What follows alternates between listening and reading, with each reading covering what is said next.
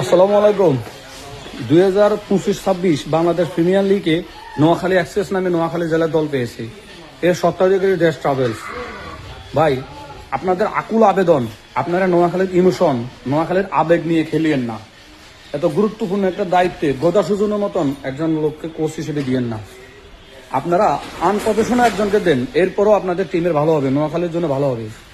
গোদা সুজনের মতো লোককে দিলে ওর দলটাকে চুনা একবার হতপথ করে ফেলবে।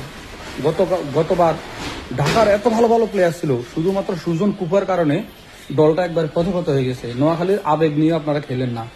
আপনারা সৌম্য সরকার, হাসান মাহমুদ, টিম ডেভিডের মতন প্লেয়ারকে দলে বেরিয়েছেন, খুবই ভালো করতেছেন। বাট গদা সুজনের মতন একজনকে নিয়ে টিমটার পথপথ করিয়ে এলেন না।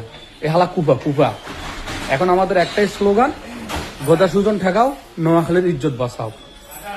দেশ ট্রাভেল স্বত্বাধিকারের প্রতি আকুল আবেদন, নোয়াখালী মানুষের পক্ষ থেকে গদা সুজনকে আপনারা এত বড় দায়িত্ব দিয়েন না। আমাদের টিমটার ইজ্জত রক্ষা করেন।